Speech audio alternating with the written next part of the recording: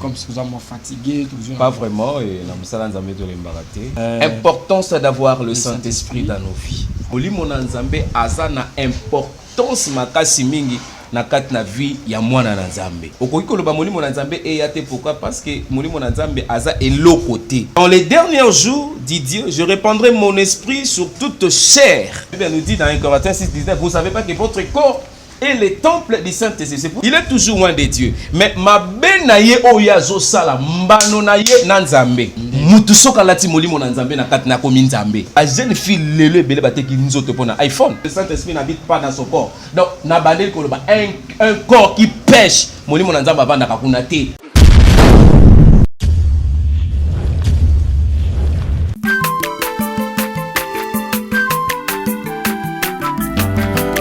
Mwana moto te po akosangai abongwa ni pete po awangata Nzambe ya le Nazarien, le Nazarien, le Nazarien, le Nazarien.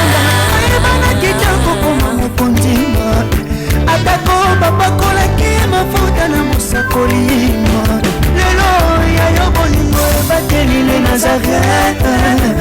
Pamboli oye mona na katempeni mama kantelobi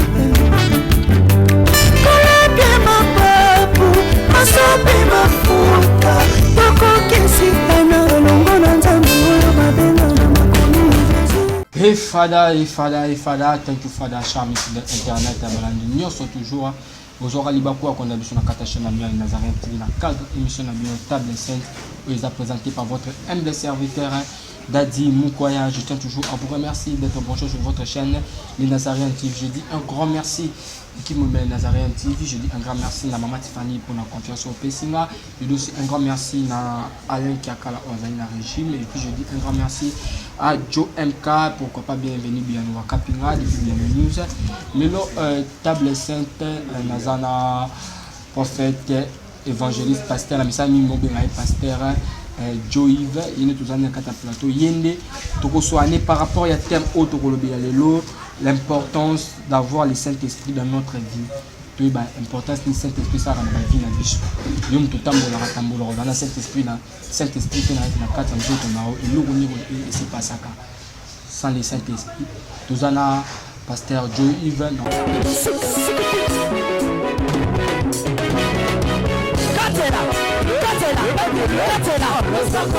Allez, Katela.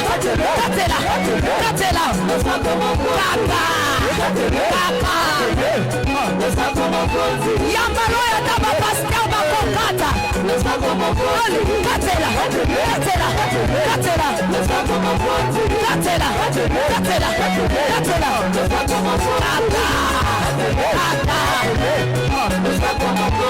Wina na yo. Yambalo ya taba ministra bakokata.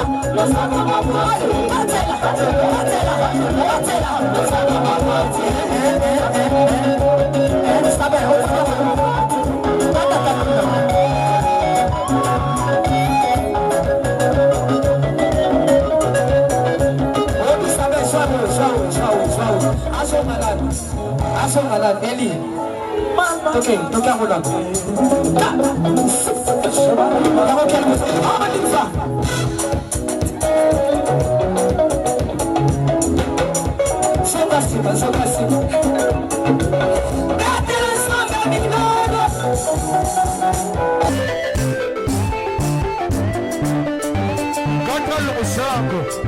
Nazokatela Nzambe le sako na sesiko. Nazokatela le sako siko kuna. Nalingi na katela Nzambe le sako. Le sako awa. Aniva. Allez, katela. Allez, tozosonga siko, tozosonga. Tikela katela.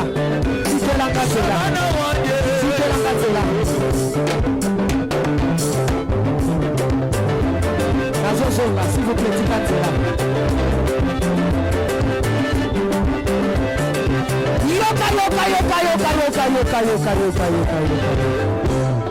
Olingi lipal.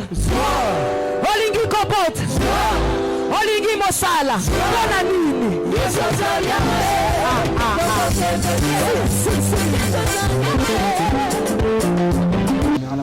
invité dans la bonjour, shalom, l'homme de Dieu. Bonjour, Dadi Moko. Santé l'homme de Dieu. Qui m'ezali, Zamba Zobati la biso. Qui m'ezali, Zamba Zobati la biso. C'est comme si vous êtes fatigué. Pas vraiment, et la Moussala Nzambe de l'Embaraté.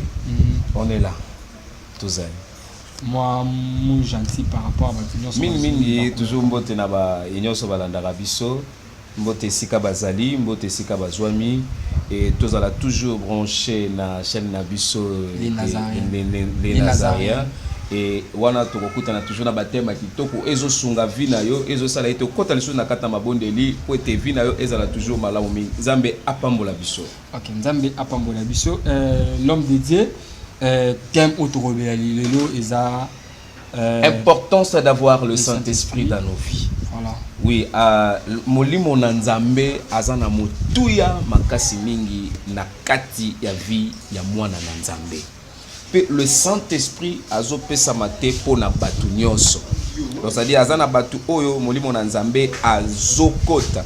Molimo na Nzambe azovanda. C'est pour cela que baye oyo bazangi molimo na Nzambe na kati na bango. Nde na ye toto ye kotalisa bango lelo koyebisa bango ete molimo na Nzambe azana importance makasi mingi na kati na vie ya mwana na Nzambe. OK, merci vraiment l'homme de Dieu.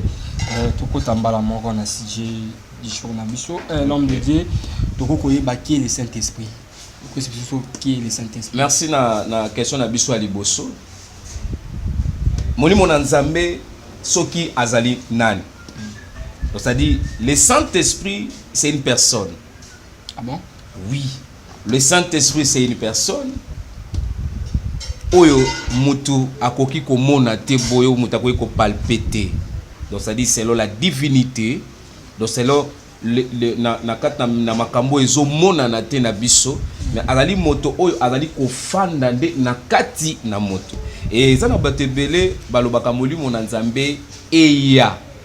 Okoki ko loba molimo na Nzambe eya te pourquoi? Parce que molimo na Nzambe aza eloko te. Le Saint-Esprit c'est une personne. Pourquoi? Parce que le Saint-Esprit, c'est lui-même Dieu. Donc, c'est-à-dire, le Saint-Esprit habite na kati ya bomo ina moto. Donc, c'est-à-dire, molimo na Nzambe avant na kati ya corps ya moto. Na lobi que le Saint-Esprit, il habite dans nos corps. Il habite dans nos corps. Tant que l'Esprit Saint, comme la Bible nous dit dans 1 Corinthiens 6, surtout qu'on a déjà kotanga makomi na Nzambe, dans 1 Corinthiens 6, les versets 19, la Bible nous dit dans 1 Corinthiens 6, le verset 19, la Bible nous dit: ne savez-vous pas que votre corps est le temple du Saint-Esprit qui est en vous, que vous avez reçu de Dieu et que vous ne vous appartenez point à vous-même? Donc ça dit, le Saint-Esprit habite en nous. Dans nos corps. Et comme la Bible nous dit dans Acte 2, 17, la Bible nous dit, Acte 2, 17, dans les derniers jours, dit Dieu, je répandrai mon esprit sur toute chair. Vos fils et vos filles prophétiseront, vos vieillards auront des visions. Donc, c'est-à-dire, dans les derniers jours, dit Dieu, je répandrai mon esprit sur toute chair. L'esprit qui habite dans les corps des hommes, c'est l'esprit de Dieu. Parce qu'il dit que dans les derniers jours, je répandrai mon esprit sur toute chair. Donc, c'est-à-dire, c'est très, très, très important d'avoir le Saint-Esprit na corps ya mototo, na vie ya moto. Mais avant que le Saint-Esprit habite dans le corps, il faut premièrement de commencer à crier à Dieu. C'est pour cela que dans le bandeli awa molimo na Nzambe azovanda na nzoto ya mutu nyonso te. Azovanda seulement que na nzoto ya ba oyo bandimeli Yesu Masiya kolandisama mokonzi pe mobikisi lokola mokonzi te. Pourquoi? Parce qu'on dit que tant tozolo ba comme, donc ça dit comme, donc ça dit aza lokola, mais étant que Seigneur et Sauveur moto oya yambi Yesu Masiya tant que Seigneur et Sauveur oya ndimeli Yesu Masiya tant que Seigneur et Sauveur ndeye wana molimo santo plutôt azoya kofanda kati na ye, non pas que azofanda pene na ye, mais azoya kofanda kati na ye, comme la Bible nous dit dans 1 Corinthiens 6, 19, vous savez pas que votre corps est le temple du Saint-Esprit. C'est pour ça que je dis que avant que le Saint-Esprit habite dans ton corps, il faut premièrement de commencer à crier à Dieu d'être baptisé d'eau pour vous amener à la repentance. Parce que le Saint-Esprit habite pas là où il y a le péché ou et si comme Abezali. L'homme déjà quand tu mais il a pu battre tout ce monde que non. Oh ça bah ma bébé au moins même l'église mais moyebi ya muto ça la mabi moi ba ayemba mo Saint-Esprit côté linga bandi goloba. Non. Le Saint-Esprit a sangana na bat na masumuté. Le Saint-Esprit a zobikate et sika o mabezali. Lisons Matthieu 3:11, la Bible nous dit dans Matthieu 3:11 dit que Jean Zoloba dit que moi je vous baptise d'eau pour vous amener à la repentance. Mais celui qui vient après moi est plus puissant que moi et je ne suis pas digne de porter ses souliers. Lui, il vous baptisera du Saint-Esprit. Il parle de Jésus. Donc, c'est-à-dire, Jésus qui est saint, Nzamba zoebisa na Moïse. Dit que, ôte tes sandales. Pourquoi? Parce que c'est lié au lingo poussana est saint. Avant que le Saint-Esprit, avant la kat na mutu. Ton mutu poussa na pembe e molimo na Nzambe et sengele tazala mo santo. Nzamba ebisa na Moïse ôte tes sandales. Tes sandales ba sandales à Moïse des zingo relaxé que masumu. Donc sengeli kolongola masumu. L'homme de sandales à Moïse, il y a Moïse a ligné le bagage et ça masumu. Oui. Pour que opoussa na pembeni esika ya molimo na Nzambe esengeli kozala mo santo. Molimo santo azovanda te esika oyo masumu ezali akofanda te. Molimo santo azobima. Esika molimo santo afandi masumu efanda kate. Mais l'homme de Lobi n'a pas posé une question la mono rapidité lobia. Il y a Moïse ôte sandales wana. Oui, sandales wana masumu. Nzamba zobisa. Nzamba ça fait raison, nzamba sambela. Nzamba avant dans le temple baskoli maboko baskoli makolo batikali makolo. Non. Et ça sacré le temple sacré l'homme de Dieu. Quand vrai temple Yamoto, vrai temple c'est le cœur de l'homme. Le cœur de l'homme c'est que c'est un vrai temple. Nzamba vanda kate o nanda ko batu batongi. Ate sikango eza propre ndenge ni nzamba vanda kakuna te Dieu habite dans l'homme. Dans l'homme sika mutazo vanda na uta kotanga 1 Corinthiens 6. C'est-à-dire que vous ne savez pas que votre corps est le temple du Saint-Esprit. Donc ça dit Dieu habite dans l'homme. Nzamba vanda kate de siko zo do moni boy. Mais nzamba zo vanda na kati na moto. C'est pour cela que nzamba zo dans la serveur na motema mutu alobi que garde ton cœur plus que toute autre chose. Donc ce que nzamba zo vanda na kati na moto. Na kati na ba église ngoso toke na kati na ba église na banganga bazokota bazobima eza na bato bela ya kandeta fenta kandeta sambela ka maza na tata moko mama moko akendelaka asambela ka quelque part na sika moko ebomba mali susu mayaka pe na kati église moko akota kapé donc nzamba zofanda na kati na moto nzamba zofanda na kati na sika oyo tenda abike na vandi te na sika bandako bato batongi mais na poni sika ya kovanda nde mutema ya moto. C'est ça qui dit que l'importance d'avoir le Saint-Esprit dans l'homme. Lisons Ephésiens 1:13 pour passer. Et la Bible nous dit dans Ephésiens 1:13. En lui, vous aussi, après avoir entendu la parole de la vérité, l'évangile de votre salut, en lui vous avez cru et vous avez été scellés du Saint-Esprit qui avait été promis. Molimo Santo oya lakela makabiso ete tokozwa.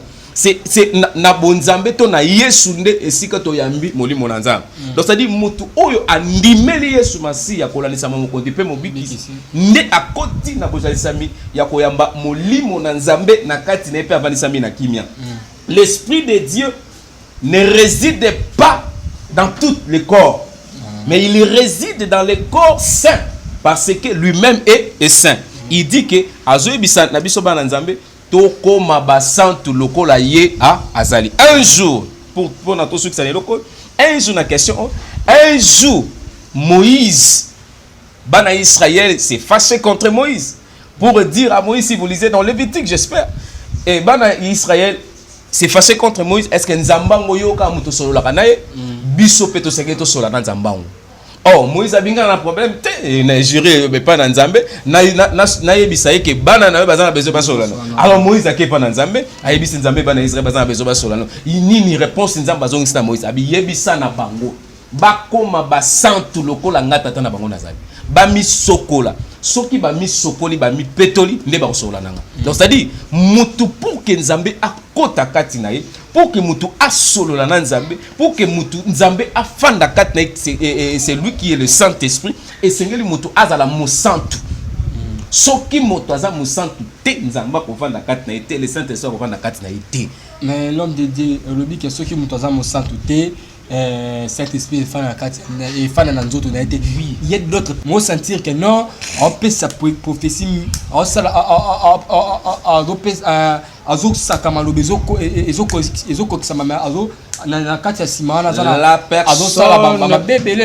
personne qui a déjà reçu le don, les dons du Saint-Esprit en lui, le ministère.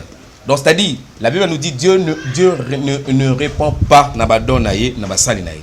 C'est le don des osala. Mais la Bible nous a se retira na Saül, oui, a se retira na Saül l'esprit mabe eye ko sani eye ko kota na Saül. Donc c'est-à-dire, il a retiré ya malamu ya mabe eye ko kota. Mais laisse-moi te dire, nous vivons dans les temps de la grâce. Expliquez non. Nous vivons dans les temps de la grâce. Naba pasteur de Tozolo Bakiazo Salamabe, mais il est venu dans l'église. C'est-à-dire, c'est Dieu lui-même d'azo sala.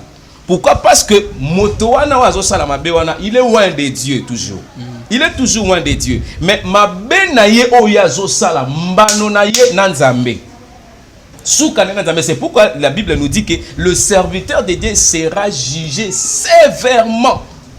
Parce que wana etali bango etaliye nanzambe. Mais ya ye makambo, ya ye musala nzamba kozala wana zo accompagner. Nzamba ça pourquoi? Parce que nzamba ko tika te bana ne ba kufa.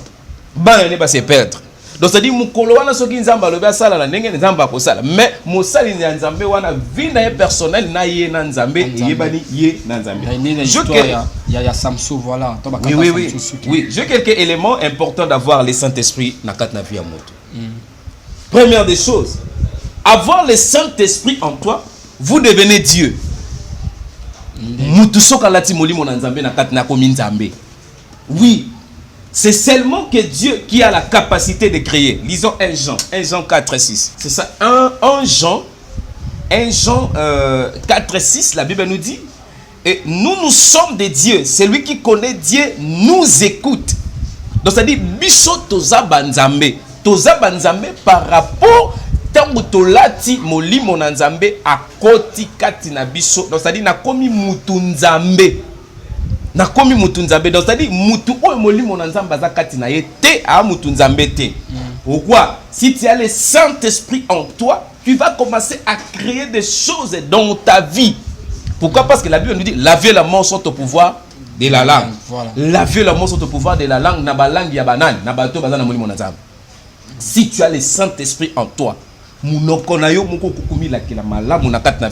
c'est-à-dire tu produis des choses, tu crées des choses, tu peux créer des choses na banana yo topé na kat na libotano. Donc c'est-à-dire banano botio moko bandiko bando créer bango pe makama lobo zo na monoko na yo ya bolamu ya molimo na nzambe. Dit que mes enfants seront, mes enfants seront, mes enfants et quand aux autres la likolo ya banana yo nabola mo molimo na nzambe atie na kati na ezo bimisa pe yango ndezo tika na kata bano na olia bakiti na ba mesa atanya ukondoko na mona yo na chayo na mwamba na minito na kata pena katikata saka fufu. Oui, alors est-ce que tu bonjour boni et le côté et puis qu'il y a mon bureau à travailler des micros donc dès tout ça on a eu galère na niveau 0. Tout ça là boy. Moi il naza mbongo vraiment mingi te. Mais nazo tchela bino moi mukio naza nango na agence moko boy Nazareta. Sarita c'est du sérieux. Oh. Maman comment des bongo donc yo pesa au futi mbongo kuna partir à poto biso to ya to jubiloko. Na bengi ya Scotty. Agence moi ifongami comme nango Nazareta. Na kufie. Agence lisusu. Naka sansu mulongo kuna. kuna eza mambo mulongo te ye esi afuti mbongo kuna partir à poto biso tozoke ko récupérer biloko olia ah tika boyeko yiso mona makambo bongo na monde bat bapesi mbongo kuna biloko ko récupérer biloko olia na agence ezalaka mais yango ebandi mama leki nanga yebisi ngai me na ndimi te nalingi namona kimona mbeso mpo likambo boye na monde nani esalama te mama yebisa ngai bapesi mbongo kuna biso to récupérer biloko kolia awa ya solo boutique Nazareta ezali boutique ou ezali ya distribution ya produits alimentaires tosali po tosunga bandeko oyo même oyo baza na peu de ressources comme on a été bandeko on baza à niveau à Kinshasa même avec un petit rien. Donc à partir à $10, $15. Donc si vous avez un bon côté, nous devons nous apporter au sunkayo à Ozuga biloko kolia. Eh maman Nazareta nzamba pambola ya bakise mikole belé awa na sena mokili. Et bongo awa tozawa poto yeba adresse awa. La boutique Nazareta est ici à Kubungate, toza sur avenue Monkoto numéro 1, direction Elengesa. Face à face na église catholique Saint-Vincent. Ah, direction Elengesa, Monkoto numéro 1, à face à l'église catholique Saint-Vincent. Ah, Saint-Vincent d'école. Bon numéro de téléphone, vous avez monté déjà, vous avez on a 3 numéros pour Paris, vous avez un numéro pour la Suisse, vous avez un numéro pour la Suède. Ah non, non, non, non, non, non. Nazareta nous allons la Congo Sili. Julia, nous allons kangisa kia fufu. Eh, ya modé, yo bandika na fufu. Oui, pour la Nazareta, tu as un système en bimbi, na mbongo shingo. Bon, ok. Vous allez Silio. Ça c'est du sérieux. Donc ça dit, si tu as le Saint-Esprit en toi, tu as la capacité de créer. Deuxième des choses, avoir le Saint-Esprit en toi, vous devenez sage. La Bible nous dit dans 2 Timothée 1,7. 2 Timothée 1,7. Nalinga kotanga mingi ba verset, pourquoi? Parce que nanzela na yango batu bazo comprendre. 2 Timothée 1, le verset 7, la Bible nous dit, car ce n'est pas un esprit de timidité que Dieu nous a donné, mais un esprit de force, d'amour et de sagesse. Donc ça dit, nous avons reçu un esprit de la sagesse. Et où tu par le Saint-Esprit. Si tu as le Saint-Esprit, écoutez, la sagesse est très importante pour un enfant de Dieu. La sagesse est très... La Bible nous dit, une femme sage bâtit sa maison. Si vous avez une femme sage, donc c'est-à-dire, donc c'est-à-dire, l'importance d'avoir le Saint-Esprit en toi, vous devenez sage. Il y a beaucoup de personnes qui ont la sageté dans la vie, donc c'est-à-dire, surtout dans le jeune fille, jeune fille, qui nous ont un iPhone. Pourquoi? Parce que la sageté, si la personne est sage, il a le Saint-Esprit en lui. Pourquoi? Parce que son corps est le temple du Saint-Esprit. Oui, il y a des filles aussi où tu as BBC, nous avons iPhone, il y a des films qui ont oui. Si tu as le Saint-Esprit en toi, parce que la Bible nous dit dans Osée 4:6, la Bible nous dit dans Osée 4:6, sugar daddy, papa. Osée 4:6, ça dit mon peuple est détruit par manque de connaissances. C'est la sagesse. Mon peuple est détruit par manque de connaissances. C'est la sagesse. Si manque à connaissance, manque à sagesse, manque à Saint-Esprit, tu es perdu. Il y a un moment où le bakebi bimana batata mi bimba, jeune fille belé le jeune garçon bakebi bimana maman mi bimba. Pourquoi? Maman wana oyo ki ko bimana yo bi nini yazo sona katna yo. Nini yazo recevoir en retour. Pourquoi? Parce que ici kazala na batinda quelque chose mais que yo zo ka ba chance ba jeune. Papa wana yo ke bimana yo ebite nini yazo so pa na yo en retour. Manque de la sagesse et ne belé ba kotisa mina kat na bulu ke alobi comme yo ba papa bandoki ba maman bandoki est-ce que tamboli na yo au vérifier que on malam. Si tu as la sagesse, tu vas vaincre beaucoup de choses à mokili haute. Pour na ko ça Ecclésiaste 7:19. La Bible nous dit dans Ecclésiaste 7:19 rapidement on attend ma commune en Zambie dans Ecclésiaste 7, la Bible nous dit la sagesse rend la sage plus fort que 10 chefs qui sont dans une ville. La sagesse. et rendre bah sage plus fort. Si vous êtes sage, ozo koma makasi lisusu ya koleka na kat na vina. Donc c'est-à-dire le jeune garçon, le jeune fille ba koma na sagesse. Pour qu'apote na kat na sagesse, il faut avoir le Saint-Esprit. Le Saint-Esprit nazo mema mutu na kat na sagesse. À cause de cet esprit en comment l'homme de Dieu. Oui. Comment cause de cet esprit en le Saint-Esprit le Saint-Esprit azokota to azovana na kat na mutu oyo bazoyoka na yene malamu. Toyoka na ndenge na ute koloba. Vous ne savez pas que votre corps est le temple du Saint-Esprit. Première des choses, crure en Dieu. Ndimele Soumasi tant que Seigneur et Sauveur. Et deuxième des choses, si Jean dit que moi je vous baptise d'eau, la personne qui viendra vous baptisera na feu penamoli monazam. Donc c'est-à-dire tant yo oyami Soumasi oleki na nzela na mai, tu es devenu plutôt une sœur en Christ vrai. Parce qu'il y a des frères, il y a des frères qui disaient que des frères en Christ faux. Bazana kat na bonzambe mata faux, le kolomoro na kat kolomoro libanda. Il y a des sœurs en Christ aussi de même. Si vous devenez une sœur en Christ vrai, un frère en Christ vrai, le Saint-Esprit habitera en toi. Donc c'est-à-dire toi tu marches dans la droiture sans péché. Sans péché. Un corps qui pêche, le Saint-Esprit n'habite pas dans son corps. Donc un corps qui pêche, molimo na nzamba banda kakunate, molimo na nzamba zo banda esika oyo les saints. Quand vous êtes saint, c'est pour cela que Dieu nous demande d'être des saints comme lui-même est saint. Troisième des choses, avoir le Saint-Esprit en toi, vous devenez un homme amour. Le Saint-Esprit donne le fruit d'amour. Une personne, donc ça dit, si tu as le Saint-Esprit en toi, vous devenez un homme amour.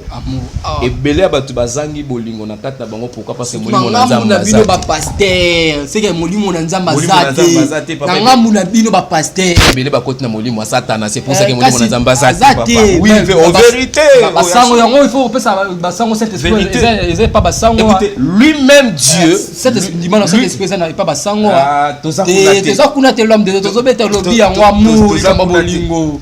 Écoutez, quand Bolingo, moi je parle l'amour de Dieu. L'amour de Dieu est comparable à Bolingo Mokili. Et belé abatu bazande na Bolingo Mokili. Laisse-moi te dire Bolingo Mokili ko frapper pepe sur na miso ka sa on est Bolingo Nzambe te quand vous parlez de quoi de niveau le bawana des zande Bolingo. Lisons Romains 5:5 je ne suis pas là-bas. La Bible nous dit oh l'espérance ne trompe point. Parce que l'amour de Dieu est répandu dans nos cœurs par le Saint-Esprit. L'amour de Dieu est répandu dans nos cœurs par le Saint-Esprit qui nous a été donné. Si tu as le Saint-Esprit, et que Esaïe Kofato apito Azaï Kofan Samanakata, tu seras un homme là. Le lot au pasteur comme bomana bango na bango. Moi pasteur azul poison a-t-il boninga des pasteurs. Où est l'amour? Donc ça dit ça montre que na pasteur basali makamone ngana il n'a pas le Saint-Esprit en lui. Vérité, il n'a pas le Saint-Esprit en lui. Pasteur azo moi si a moninga azul moi si a moninga na ye pasteur, il n'a pas le Saint-Esprit. Oh mais David a ça on la Bible non. Oh David va ça on la Bible. Yosa David était tombé dans David. Na tu peux dire avec ça parce que exemple à David, l'homme selon mon cœur, l'homme selon mon cœur. Pasteur wana Azad David te. Obi ke ebele abatu balobi ke bazwa basi ebele. Bino ko ba Salomo, yosa Salomo te. Yosa yo. Soki olingo sama comme le roi Salomo, donc c'est-à-dire yo commis ça. Pourquoi copier? Pourquoi copier? David à David, Salomon à Salomon. Nous vivons dans les temps de la grâce. Nous suivons les traces de Jésus. Nous ne suivons pas les traces de Salomon, non pas les traces de David. Nous suivons les traces de Jésus. Biso tozaba disciple, tozaba sali, ya Yesu, Seigneur totambola ndenge Yesu atambolaki. Jésus-Christ atambola katikala kozwa mosa mutute. Abuso pa balaki sopo niveau. Katikala kozwa mosa mutute. Non, oui. Oh, la Bible nous dit si vous voulez, ça choix même bâtir c'est la mi balé liboso mutu so oyo poni ndimi ko landa olandi mais soko lingi ya mabe olingi ya mola molandi mais na kawana eza choix ya mutu c'est la conviction ya mutu soka lobike na sena moto l'apôtre Paul alobaki yango abike nga na kotika na kobala te apala te donc eza selon mutu ndenge yo omoneli makambo na Nzambe. Tango likambo no mone na Nzambe omemela ngo ndengwana Nzambe a accordé yo na ndengwana. Quatrième des choses, avoir le Saint-Esprit en toi vous devenez un libérateur pour les autres. Comme libérateur pour Nabatu Moussous. La Bible nous dit dans Ésaïe 61, l'Esprit du Seigneur est sur moi, car il m'a oint pour délivrer les captifs. Si tu as le Saint-Esprit en toi, au libérer bat. Et puis que ebele abatu, ayebi mwanzambe mukenenga ayebi wana luka ke libérer na kata famille na bango o bakanga, o ba bebisa makambo, okufa. Okufa. Il faut première des choses de crier en Dieu. Si après là on croit, donc ça dit on ni misama pena molimo na nzamba za na kati na pe avuzo koti pena kati na. Otambo na via masumu molingo ke sauver bato bazaya kokanga. Otambo na via kindumba na via impudicité molingo ke sauver bato. Okufa. Un libérateur et c'est qu'elle était molimo na nzamba avant la kati na. Esaïe dit que l'Esprit du Seigneur est sur moi car il m'a oint. Si vous êtes oint, ne aucun nous délivrer. L'importance d'avoir le Saint-Esprit. Si tu as le Saint-Esprit en toi, attends na kata liboto no bakanga singa baloba mutobala te yo molimo na nzamba ko bali au nom de Jésus. Amen. Attends baloba mutobota te yo molimo na nzamba ko boti sonno de pourquoi parce que moto za na molimo na nzamba laisser le Saint-Esprit active, l'esprit active de donc c'est-à-dire toutes de bonnes choses où va disami na kata na moto. O eza liboso na moto yango molimo na nzamba benda. Donc c'est-à-dire si en toi tu as le Saint-Esprit, attends na kata liboto na baba muto voyager kate yo voyager au nom de Jésus. Amen. Ok, pasteur, question Ezali, avant dernière question, question Ezali, est-ce que ce cas Saint-Esprit à côté, il faut parler qu'à la langue? Parce que ici, dans notre église, surtout dans l'église de la RDC, on n'a pas parler la langue. Oh, Saint-Esprit qui t'est lié. Le Saint-Esprit, plutôt le parler en langue, c'est un don. C'est un don du Saint-Esprit. Donc ça dit, le Saint-Esprit donne ça na batu. Non pas mais à tout le monde était. Parce que la Bible nous dit à d'autres de parler à langue, à d'autres de prophétiser, à d'autres d'interpréter les songes, à d'autres. Donc c'est-à-dire et ça que na batu mosusu quand on dit que Bible zo ba à d'autres donc c'est-à-dire ça na partie moko to na batu moko et puis ça mi na batu nyo sorté. Non pas que mutu nyo soka kwa yambi molimo musantu sengeli aloba langue. Non. Et c'est que na moto muso azolo bango na mok na mususu ba pesier capacité ya ko interpréter yango. Donc c'est-à-dire si muto yambi molimo na nzambe azana ezana ba don particulier o ke ko muto akoki ko zua. Donc c'est-à-dire si vous lisez dans la Bible il y a 9 dons. Donc c'est-à-dire ezana ba kaboli muto muso ko se retrouver na ngwata 3, muto muso ko se retrouver na ngwata moko, mususu pa ko se retrouver na ngo nyonso wana tous les 9. Ayambiango na kata nzoto nzamba sali grâce à PCA yango nyonso et pour que ayebaka ko salela ngo na kata na mosala na nzambe. Parler en langue non pas que tout le monde a kokinde ko lobango te. Non pour na moi na kata de l'église mususu ba komi ko tangisa ngo même ko yekolisa ngo koyekolisa ngo batu. Donc ça dit eza donc oyo molimo na nzambe nde apesaka ngo mutu. Moi na l'église mususu ba yembiango même na banzembo bazo yemba en langue. Bon c'est là bango menga na Bible na moni yango te. Ne tu muto ayemba ko epi na suka na neti notre sœur ayemba puis na suka lo ba langue non si muto ayembi à la fin ou soit na katikati parce que quand il chantait spirituellement. Mais béton pe na concert car les mêmes paroles là il y a mais na concert nous répétons quand on dit que concert écoutez concert na kata concert tozo beta makambo o to salaki. C'est ça. Donc ça dit on a salaki. C'est qu'ils ont cette esprit. Yango kaka na ko sala. Na ko sala c'est qu'ils ont cette esprit. Non, là c'est autre chose. Écoutez. Là j'ai fait ce qui est je suis artiste. Donc ça dit tant qu'on a zalaki na kat na bonzambe langue bimaki. Mais je voulais maintenant se présenter devant public.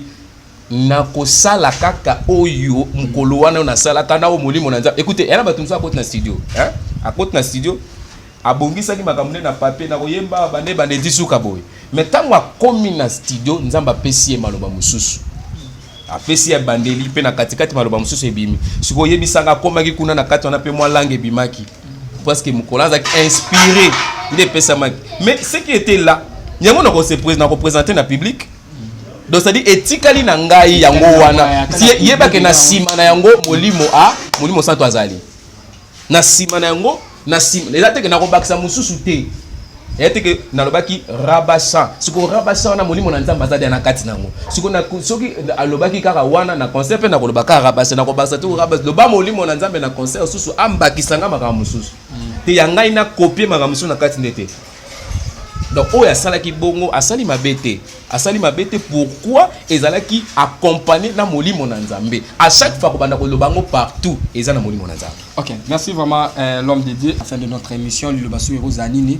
Pour un peu plus de numéro contact, nous sommes Lilo bananga ya suke ezaki moto nyonso luka kolata molimo na nzambe avant na kati na yo. Avoir le Saint-Esprit a une importance dans ta vie en chrétien, dans ta vie en enfant de Dieu. Et toutes les choses et comme bien na na facilité makasi pourquoi parce que molimo santo azakat na yo. Moto ala tamina molimo na nzambe akozana ba don ya spiritualité na kati na ye. Donc ça dit si azalaki na ngambu ya satana okomona pena komi na ngambu ya nzambe. Azali mutakanda kanda okomona komi ni mutakomi kitisa azaki mutu na bonumbo komona changer akomi avanisa mina kimia pourquoi parce que alati molimo na nzambe kati na ye. Yo muto ozolingo changer mozo kokate senga molimo na nzambe sungayo. Senga molimo na nzamba sungayo, molimo na nzamba kota kati na yo et pour que osunga dans les bons lobby ngana yo to mona nzambe parce que mutu nyonso azangi molimo na nzambe kati na yo mona nzambe ti. Akomona nzambe te luka molimo na santo akota kati na yo et pour que kimia na nzambe ezana kati na vina. Olingo benga biso na baka benga biso pona lisungi ya ndenge nyonso. Nzamba zaka na limite te. Lisungi ya ndenge nyonso liko benga biso to kosungo na prière. Toko sungo na prière pe komona loboko na nzambe na plus 243 89 59 57 858 plus 243 89 59 57 858 et ça sur WhatsApp aussi okobenga biso okosola na ngai moko tokosolano na kimia olingi oyoka nzambe na nzela prophétie na nzela parole de connaissance benga biso tokosolano tokozana kata molimo na bonzambe wana ekoma makambo ngai te na osala molimo na nzambe ndoko solola na yependa faka foso na molimo na nzambe parce que le Saint-Esprit parle, il sonde le cœur et le rein ayeba makambo muto atoza wapi molimo na nzambe azoyeba pourquoi parce que molimo na nzambe pas ne mur ezarate musika ezalate ye amonaka partout à contrôlaka partout zama pambola biso. Ok, Nzambe Apambola Bisso, chers amis fidèles internet, nous sommes arrivés à la fin de notre émission. C'était votre humble serviteur Daddy Mokoya. Je tiens à vous remercier toujours d'être abonné sur votre chaîne Les Nazariens TV. Je dis un grand merci à Alain Kiankala, la régime. Et puis je dis un grand merci à Maman Tiffany, la servante de Dieu. Et puis on se retrouve à la prochaine. Bye bye.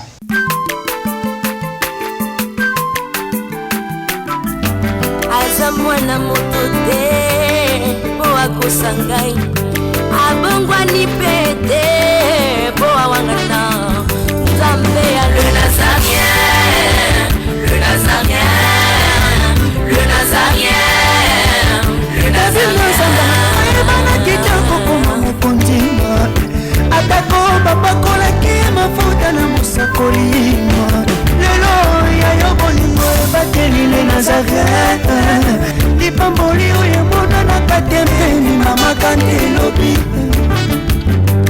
kolapye mapapu masope mafuta tokokesikana longo na nzambe oyo babenga na makomi